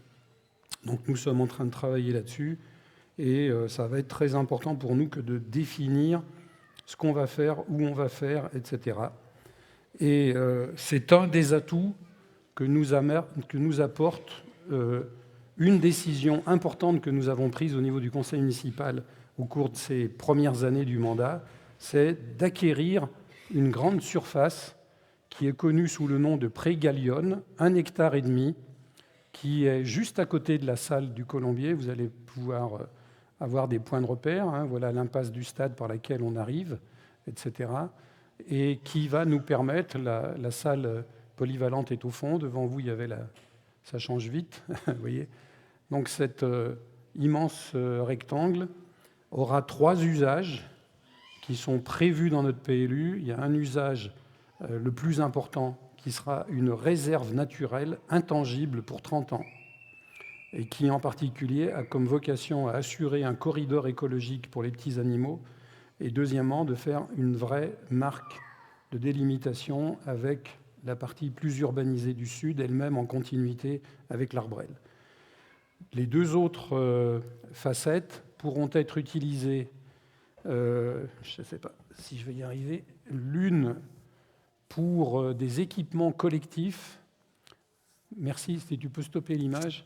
L'équipement collectif sera concentré sur la partie qui est proche des équipements collectifs sportifs, etc., donc qui seront en continuité. Et 3e élément, ça sera ici, plutôt au nord de la parcelle, au croisement entre la route départementale et l'impasse du stade, une zone constructible réservée, j'y reviendrai tout à l'heure, à une opération importante en matière d'urbanisme. Donc 3 usages, c'est là-dessus que nous sommes mis d'accord au niveau du Conseil pour procéder à cette acquisition. C'est typiquement ce que je vous disais tout à l'heure, par nature imprévisible au moment où on fait des programmes, mais l'occasion s'est présentée, nous avons discuté, etc., avec les personnes en indivision, on l'appelle le Pré Galione par souvenir du monsieur qu'en était le propriétaire, donc avec les héritiers, nous nous sommes mis d'accord sur le prix, avec la bénédiction évidemment de France Domaine, ce qu'on appelait les domaines avant. Donc ça c'est une opération très importante qui prendra son sens dans les années qui viennent, peut-être même les paquets d'années. Mais c'est tellement précieux de disposer de foncier. J'en profite pour répéter très sincèrement combien il est précieux d'avoir ici, sur cette plateforme en particulier, ces réserves foncières qui nous permettent et qui permettront à mes successeurs de déployer des programmes. Sans le foncier, on ne fait pas grand-chose. En tout cas, c'est très, très, très contraignant. Et si d'autres occasions se présentent, et qui ont du sens, évidemment, pour la collectivité, nous ne manquerons pas de le faire. C'est ainsi que nous avons eu une deuxième opportunité. J'espère que vous avez pu caler le petit film là-dessus, c'est-à-dire ce qu'on appelle la maison Faisan. Là aussi, on la désigne par le nom de ses propriétaires d'aujourd'hui, parce que la transaction, elle est convenue, mais elle est qu'en route en ce moment. C'est, merci de l'arrêt sur image, c'est cette maison ici. Là, c'est la boulangerie. La partie laboratoire, et d'ailleurs, a été mise en place dans un morceau qui appartenait à cette propriété, qui avait donc été acquise par la municipalité du temps de Daniel Di Rocco pour implanter le laboratoire. Et ensuite, la partie plus récente a été construite avec la boulangerie et l'épicerie. Donc, la famille Faisan, les parents et le fils, ont été d'accord pour, devant les difficultés pour eux à faire sortir un projet qui soit conforme à ce qu'on en attend, pour donc nous céder ce bien, là aussi avec une estimation des domaines, ce qui n'est pas si simple d'ailleurs, et la possibilité évidemment d'aménagement successifs en matière d'habitat. Alors justement, qu'est-ce qu'on cherche? Faisan, la maison Faisan, pardon, le pré Gallione. Une troisième chose sur laquelle je crois qu'on n'a pas de photo, c'est le fait qu'on a eu un legs d'une très vieille maison par une personne très âgée, on l'a appris après son décès, on ne savait pas qu'on était les héritiers concernant cette maison. Donc on l'appelle encore du nom de la propriétaire, Madame Bora, qu'on remercie à nouveau à distance, qui nous a donc légué un bien qui est une maison très, très ancienne, très, très ancienne, et en très mauvais état, avec des annexes, elles aussi, peut-être même encore en plus mauvais état, mais qui représente un patrimoine. Nous avons décidé, après avoir regardé dans quelle mesure on pouvait ou pas nous-mêmes l'équiper, de le céder. Madame Bora nous a demandé d'utiliser ce bien ou le produit de ce bien, parce qu'elle autorisait l'idée qu'on puisse le vendre. Et donc, c'est ce qu'on va faire, parce que là, je vais signer les compromis dans quelques jours. Nous avons trouvé acquéreur, là aussi conforme à l'estimation de France Domaine. Et le produit de ce bien, nous allons le consacrer un jour à un projet intergénérationnel qui pourra naître soit Faisan, soit sur le pré Gallione. D'accord ? Donc ce patrimoine, on va le mettre de côté, entre guillemets, parce qu'on n'a plus le droit de placer l'argent. Donc c'est dommage, mais les communes n'ont pas le droit. On aurait pu faire un placement très sécurisé, mais il rapporte zéro. Donc voilà. Mais en tout cas, on va le consacrer à ça. Et ça sera un morceau conséquent. Hein, le ténement, on le sait, 264 000 €. Donc c'est une contribution pour faire en sorte que naisse quelque chose qui soit intéressant pour certaines personnes âgées. Parce qu'en fait, qu'est-ce qu'on constate dans une commune comme la nôtre? Les prix de l'immobilier s'emballent. Le parc immobilier, avec plutôt des grandes maisons, des grands logements, n'est pas très adapté pour certaines catégories, aussi bien les jeunes que les aînés. Et puis, on a vraiment un manque de locatifs. Je crois qu'il y a moins de 15% des logements qui sont locatifs dans notre commune. Alors, au niveau de notre PLU, on a mis en place, pardon pour le jargon, ce qu'on appelle des OAP, des orientations d'aménagement programmées, qui prescrivent des formes d'habitat comme celles dont on a besoin. Il y a des projets qui sont sortis dans ce sens-là, d'autres qui sont en train de sortir. Au bourg de Nuel, c'est le projet du Carré du Cèdre. Ici, c'est le hameau de la Cabassie qui est en train de sortir. J'en reparlerai tout à l'heure. Mais ce sont des projets qui sont liés au domaine privé. Et donc, nous nous sommes dit que, dans une certaine mesure, on ne veut pas devenir un énorme acteur immobilier, mais il est sans doute temps qu'on intervienne ou qu'on fasse intervenir des opérateurs capables de transcrire ce qu'on a envie d'avoir, c'est-à-dire en particulier des logements plus accessibles au plan économique. J'ai évoqué l'accessibilité physique, mais il y a aussi l'accessibilité économique. Voilà, donc le legs Bora fera partie des ressources, il ne suffira pas à lui tout seul, qui vont permettre de faire sortir de l'intergénérationnel pour faire cohabiter de manière intelligente des aînés avec des jeunes. On peut imaginer les aînés au rez-de-chaussée, les jeunes au-dessus, etc. Après, il y a des architectes qui vont bosser là-dessus. Alors, je vous ai dit qu'on a des OAP qui sont en train de sortir. Il y a par exemple le cas du hameau de la Cabassie, qui est à Saint-Germain, qui est de l'autre côté de la place de l'Alambic qu'on a vu, et où vont sortir 10 logements qui ensuite, vous voyez, s'inscrivent dans une perspective très naturelle vers le beau village de Bully. Ça fait 2 fois déjà, t'as vu? Ouais. Donc ça fait 2 fois que je te dis, c'est bien. Voilà, et qui est donc en cours de construction. Certains logements sont déjà finis, etc. C'est un programme à plusieurs facettes, etc., qui est en train de sortir, qui comprendra 2 logements dits sociaux, conformément à ce qu'on a exigé de l'opérateur qui fait ça. Donc voilà typiquement ce qu'on appelle une OAP mixte qui vient de sortir. Alors, j'ai évoqué le fait que nous sommes dans une une commune qui voyait encore de beaux espaces, et c'est extrêmement précieux. Nous sommes ce qu'on appelle une commune semi-rurale. On a 250-280 habitants kilomètre carré, donc on n'est pas une commune purement rurale, mais nous avons fait en sorte de réserver le maximum d'espace aux zones agricoles et naturelles en réduisant sensiblement les espaces constructibles. Donc pour donner la place à la nature, nous avons plusieurs actions. Nous avons des endroits où nous sommes en train volontairement de laisser s'ensauvager des parcelles qui ne sont pas accessibles, et ça sera très bien comme ça pour la vie de la nature. Vous avez vu qu'on travaille pour faire revenir les arbres et le vert dans nos espaces publics. Il y en aura sur la place de l'Alambic. On va travailler sur les cours d'école qui ont besoin d'être améliorés, etc. Nous avons fait la semaine de l'arbre. Et puis nous avons un projet qui a démarré, qui est de reconstituer une zone humide. Alors on revient sur ce plan, vous voyez, qui est derrière le hameau de la Cabassie, qui comprend en particulier la motte féodale, cette espèce de monticule médiéval, entouré d'un fossé qui est la plupart du temps rempli d'eau. La sécheresse extrême de cette année a fait une exception.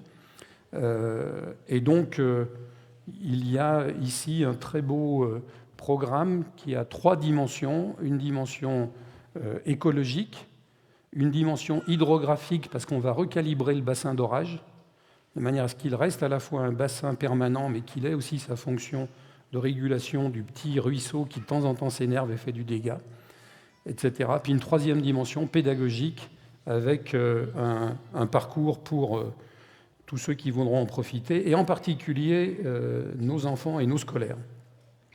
Voilà. Ce souci pédagogique, on l'a à peu près en permanence, vous l'avez vu, hein, avec les plantations d'arbres, etc.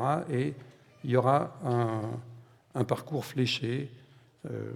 On vise l'automne 2023 pour démarrer la réalisation de cette implantation. On travaille aussi sur la biodiversité. On a accompagné un travail de recensement d'hirondelles. Voilà, on en a même trouvé, etc., en liaison avec la LPO, la Ligue de protection des oiseaux. Et puis Serge, que j'évoquais tout à l'heure, qui malheureusement n'a pas pu venir, a fait tout un travail sur les abeilles, dont on sait que les ruches, ce n'est pas toujours facile. On vous mentionne que nous envisageons de créer un sentier des arbres remarquables afin de sensibiliser tout le monde et puis peut-être participer à mieux les connaître, les identifier et pousser tous autant que nous sommes à prendre soin des vieux arbres. Voilà. Nous avons créé, comme c'était prévu, une commission extra-municipale agricole, qui est une commission paritaire, qui s'est déjà réunie une fois, et nous essayons d'entretenir les relations, oui, c'est bien, les plus suivies possibles avec la SAFER. Ça, je ne sais pas faire. Hein. Voilà, en matière de patrimoine, qui fait partie un peu de toute cette dimension-là, on va vous montrer que ça nous arrive parfois d'avoir des ennuis. La croix Hattie, qui a donné son nom au quartier, avait subi une grave agression, sans doute d'un engin travaux publics ou agricoles, qui l'avait décapité. Heureusement, on a pu retrouver la croix et un pierrier nous a fait ce travail de reconstitution, etc. Donc la croix Hattie est de nouveau en place. On avait eu à faire ça d'ailleurs sur une autre croix, parce que nos croix sont parfois en danger. On va réfléchir à la croix du Mont d'ailleurs. Et puis nous avons aussi procédé, et là aussi on peut féliciter nos agents, à la reconstruction d'un mur au niveau de la rue des Verchères à Nuel, à côté du lotissement dit des Grillons, donc il y a les deux noms. Un joli mur en pierre dorée. Bravo les garçons, comme on les appelle. Et puis en matière de nature, de patrimoine, d'agrément, je voudrais vous mentionner quelque chose dont vous commencez à entendre parler, c'est que notre commune va abriter l'un des 3 parcours des Murmures du Temps, qui est un grand projet porté par la CCPA. Les Murmures du Temps, donc voilà le logo qui a été trouvé. Vous pouvez trouver beaucoup d'informations là-dessus sur le site de la CCPA, qui est également sur un site dédié. Donc les murmures du temps, ça va être 3 parcours, l'un dans l'Arbrel, l'un sur Saint-Bel-Savigny et l'autre, on est béni intégralement sur la commune de Saint-Germanuel. Sur la commune de Saint-Germanuel, ça c'est donc, j'imagine, celui de l'Arbrel, parce que je ne vois pas de truc comme ça. Qu'est-ce que vous nous avez trouvé? Non, c'est bon. Voilà. Donc on aura un parcours en double boucle qui partira du bourg de Saint-Germain pour aller jusqu'aux Carrières, qui sera jalonné par 4 œuvres permanentes, donc des œuvres faites par des artistes importants, et puis également un endroit pour des œuvres éphémères. Voilà, donc on pourra le présenter de manière plus fine quand toutes les décisions auraient été prises, c'est en train de se prendre. Le projet est très largement soutenu par les pouvoirs publics, puisque je crois que la CCPA en est à pas loin de 80% de subventions. Cathy Peuget me confirme ça. C'est bien. Et le lancement de l'opération est prévu au printemps 2024. Donc au printemps 2024, on va entendre parler des murmures du temps et donc de notre commune, je pense jusqu'à l'échelle nationale et peut-être même internationale avec l'arrivée de ce parcours essentiellement piéton et mode doux. D'accord ? Alors j'ai parlé de parcours. Je voudrais juste balayer tout ce qu'on a fait en matière de voirie et rappeler, j'en parle souvent, que c'est avec la CCPA qu'on fait beaucoup de choses. Beaucoup d'interventions sont coordonnées avec la CCPA qui finance une bonne partie de ces travaux et avec un souci permanent de sécurité. Alors qu'est-ce qu'on a fait comme chantier? On a fait un chantier sur la place de la Charrière qui a été intégralement rénovée, la place qui est centrale, là au milieu, qui était bien fatiguée, et puis également un emplacement connexe qu'on appelle le Rochu, où a également été aménagé. On revient à la place de la Charrière. Je crois même que Lionel avait trouvé un habitant... Non, on n'y a plus, d'accord. D'accord. Ok. Nous avons également, avec la CCPA, à retaper un tronçon nouveau de la route du Moulin. Donc la route du Moulin avec mise en place de balises et de restrictions, mise en place d'une zone 30, etc. Et le reste étant à 50, sauf ces voitures-là, parce que c'est accéléré comme pour Charlie. D'accord ? Que j'en prenne pas un, passer à une vitesse pareille. Voilà, donc vous voyez, 30 à l'heure, on le voit dans les deux sens. Je pense que vous êtes nombreux à le pratiquer. La route du Moulin demandera 2 tronçons supplémentaires d'intervention avant d'être complètement refaite. Et nous aurons à être très vigilants sur les problèmes de sécurité, parce que quand on améliore les bandes de roulement, un certain nombre d'automobilistes en profitent pour rouler encore plus vite. Et ce n'est pas le but. Le but, c'est de redonner un peu de confort, parce qu'il y a des endroits où c'est un peu fatigué, tout en essayant de limiter en tout cas de ne pas accentuer les problèmes de vitesse. J'en profite pour dire à tout le monde, moi le premier, soyons prudents. Tout va trop vite. Quand on enregistre les vitesses avec nos radars, il y a quand même une trop forte proportion, pas tout le monde, qui est au-dessus des normes. Alors justement, pour obtenir un meilleur comportement de tout le monde, nous avons mis en place, avec la CCPA, une grande zone au niveau du chemin du Mont, à la jonction avec la promenade des Lavandières qui vient de la Charrière et le chemin de la Rouille, un plateau de ralentissement au niveau du lavoir.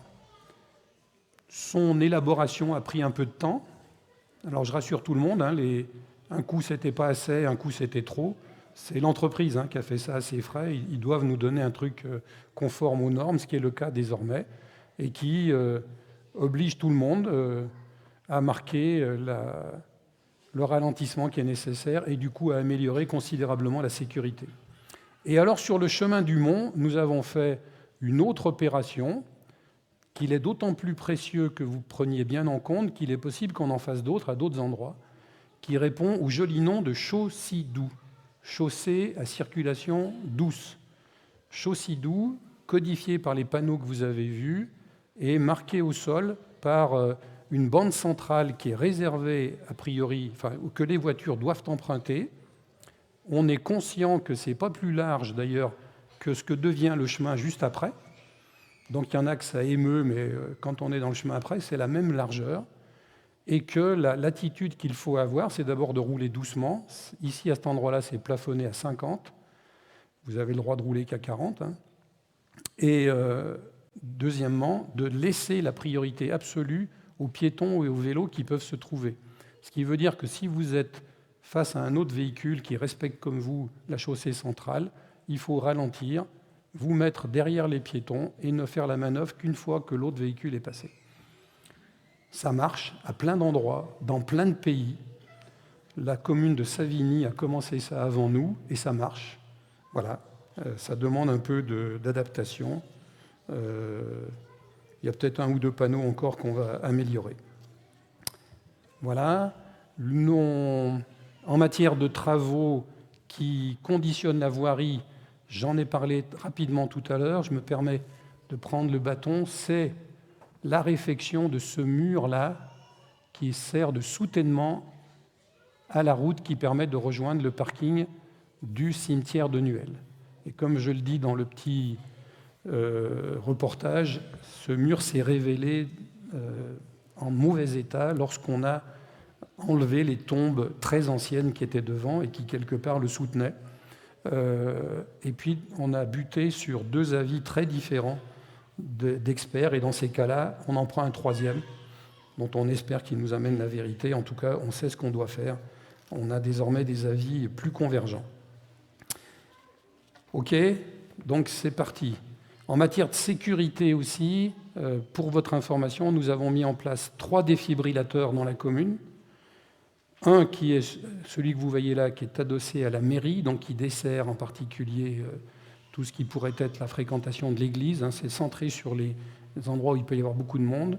Il y en a un qui est au centre-bourg de Nuel pour les manifestations qu'il peut y avoir, plus l'école, la salle des fêtes, etc. Et puis un autre ici au Colombier. Donc ce sont des défibrillateurs qui sont branchés à l'extérieur, donc qui sont accessibles, qui sont réfrigérés, d'où le fait qu'il faut avoir, etc., et qui font un peu de lumière.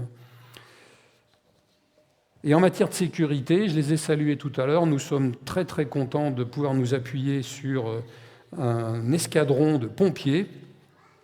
Et il se trouve que nous avons eu une passation de commandement avec toute la solennité nécessaire.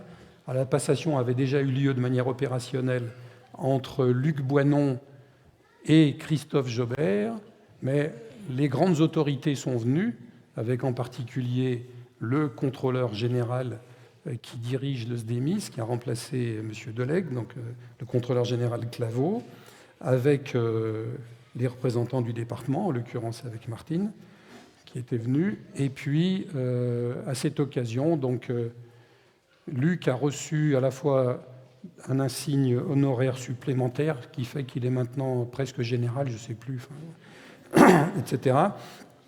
Il est monté d'un niveau en étant cette fois-ci n'étant plus actif. Et puis, il a donc reçu, alors il paraît qu'il faut que je la montre, il a reçu des mains de Geneviève Marion, qui me représentait à ce moment-là, et dont le mari Jean-Louis a été en son temps aussi patron de la caserne de Saint-Germanuel. Il a reçu la médaille communale de Saint-Germanuel, qui est une médaille qu'on n'a pas encore eu beaucoup l'occasion de remettre. Et il paraît qu'il y a un plan qui est fait là-dessus pour que, il ne faut pas trop que je tremble, pour que vous puissiez voir à quoi ça ressemble. Et s'il y en a que ça intéresse, on peut les montrer. C'est un travail qui avait été fait en 2019. Voilà, et donc là, ça va, vous avez pu le montrer. Et puis, Luc a donc passé la main à Christophe Jobert. Et alors, il se trouve qu'on les a l'un et l'autre dans la salle. Donc, si vous en êtes d'accord, à nouveau, je vais vous demander d'applaudir nos deux responsables des pompiers. Être pompier volontaire, c'est quelque chose. Être chef des pompiers volontaires, c'est quelque chose au carré. Donc, bravo à eux. En matière de pompiers, il y a un grand projet à annoncer, là aussi, qui lui est porté par le syndicat départemental et métropolitain d'incendie et de secours, le SDMIS, qui est la caserne qui va regrouper les volontaires de Bully et ceux de Saint-Germain-Muel. Ça fait un moment qu'on en parle, qui est destiné à défendre notre commune, Bully et Sarcey, donc à peu près 5000 habitants en premier appel, et venir au soutien des autres et être soutenu en tant que de besoin. Et le contrôleur général, le patron du SDMIS, a confirmé à l'occasion de la cérémonie sa construction sous 2 ans sur la zone des Paletières, donc sur notre commune, à la limite de Bully, située le mieux possible. Et voilà le discours du contrôleur général où il a confirmé cette décision et cette construction. J'y reviendrai rapidement tout à l'heure. Pour faire tout ça, nous avons besoin de finances saines. Alors, nous avons comme première guide, le fait de ne pas augmenter les taux d'imposition. Donc, il faut que nous puissions tenir nos programmes en fonction des ressources que nous pourrons avoir et qui ne sont pas infinies, et face à des coûts qui sont en train d'augmenter.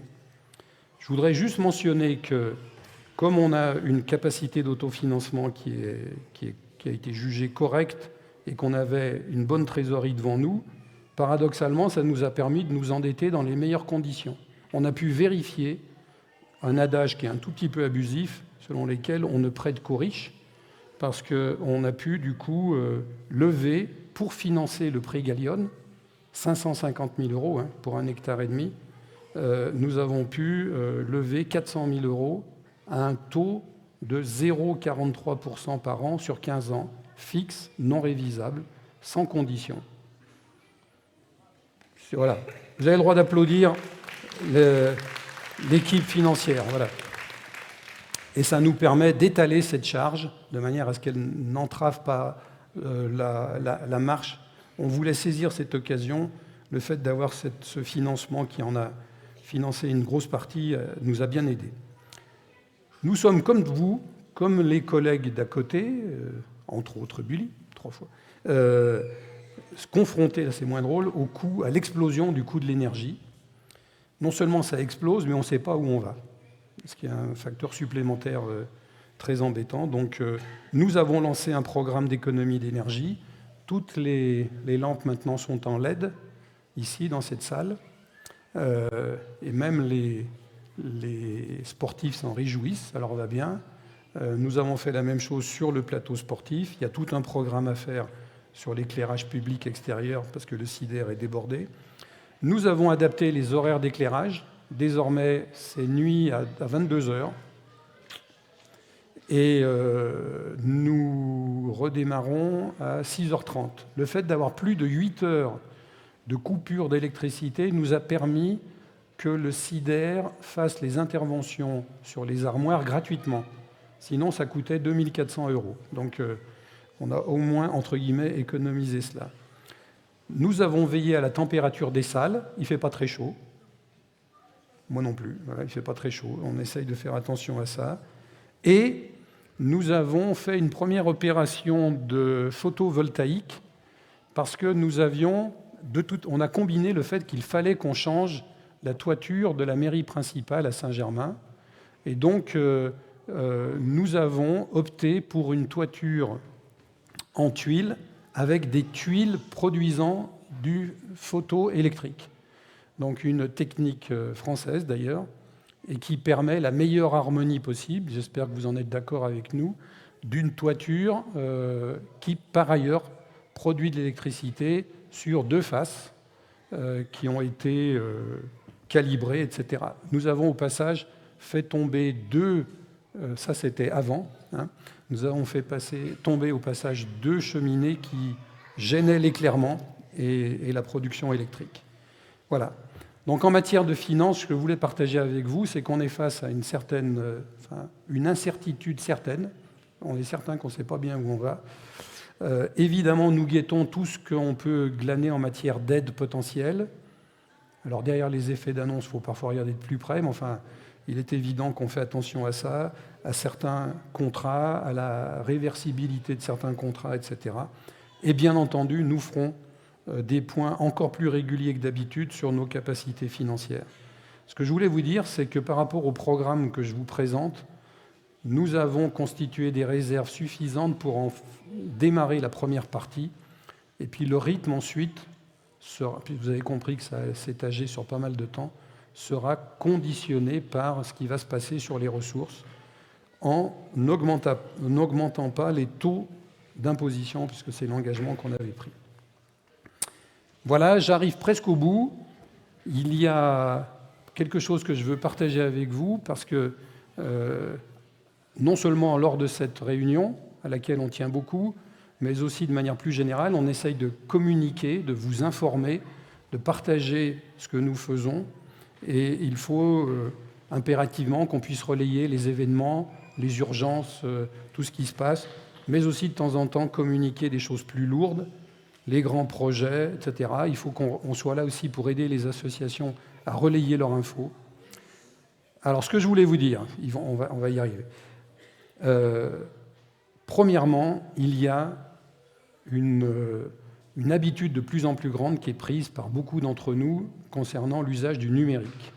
Donc nous sommes progressivement adaptés à ça, et du coup, ça repose pour nous la question, et on va le regarder cette année, de la communication papier.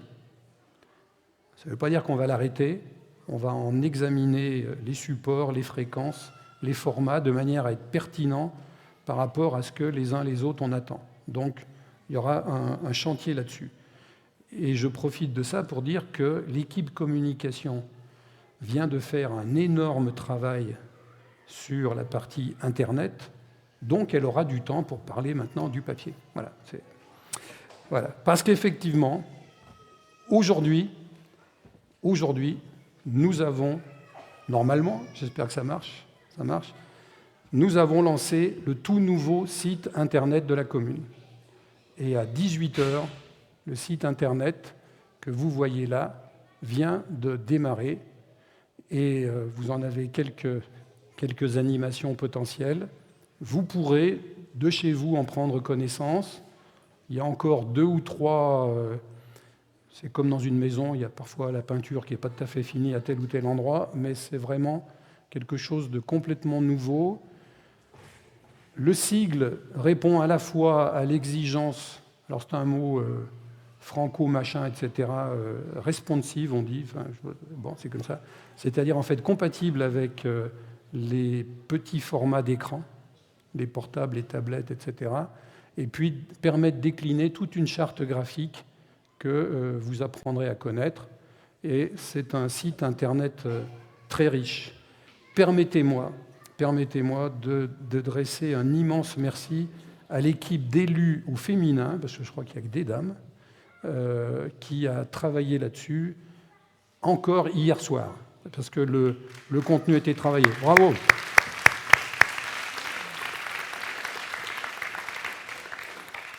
J'ai une page qui s'appelle « Conclusion ». Ouais, bravo.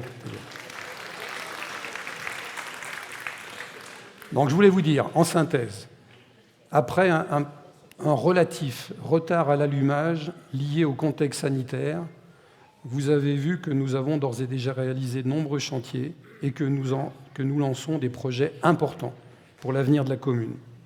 J'insiste sur le fait que certains d'entre eux, comme la requalification de la place de l'Alambic, prendront du temps, beaucoup de temps, pour être complètement réalisés, mais ils sont désormais sur les rails. Et nous allons poser les premiers jalons de la réalisation complète de ça, en ayant en tête de maintenir la fonctionnalité de la commune et de sa place surtout à chaque fois.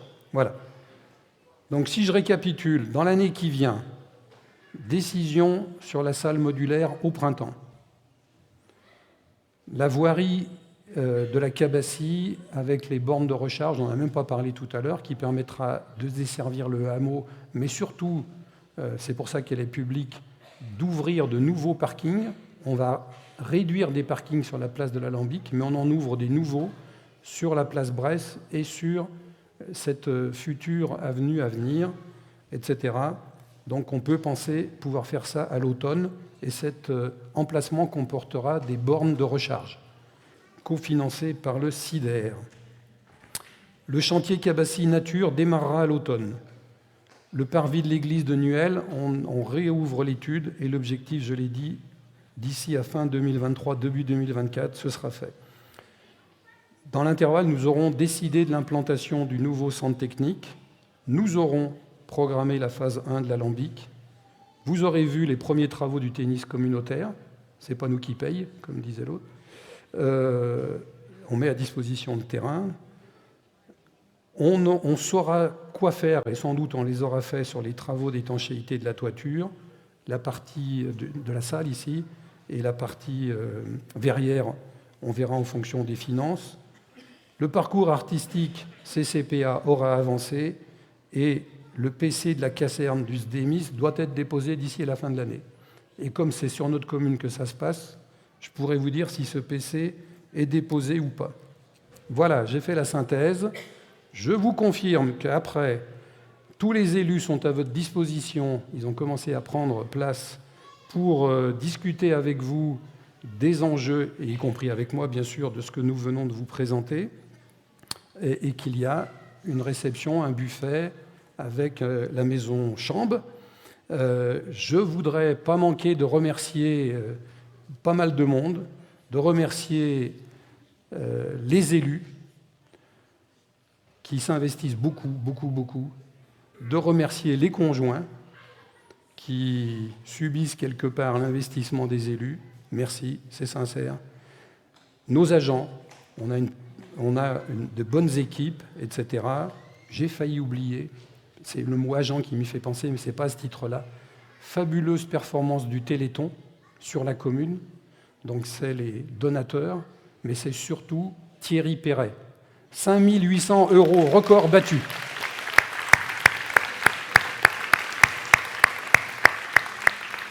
Je m'en serais voulu si je l'avais oublié. Merci aux associations, à leurs responsables, à leurs animateurs, aux bénévoles, à tout le monde, les pompiers, nos enseignants. On a une très belle équipe.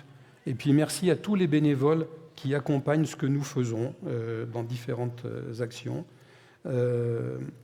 Merci à nouveau à l'équipe technique, à Lionel, à Claudie, il y a Claire.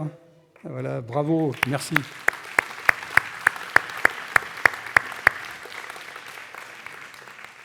Juste après, vous aurez, parce que c'était assez rapide, vous aurez la version un peu plus complète de la maquette 3 dimensions de la salle de spectacle. Donc elle va pouvoir passer. Et Claudie a même mis de la musique. Il a mis carrément du Vivaldi, vous allez voir, c'est quelque chose. Et je ne voudrais pas finir sans vous souhaiter à chacune, à chacun, à nous tous, à toute la commune, tout le meilleur possible pour 2023. Meilleurs vœux, merci pour votre attention.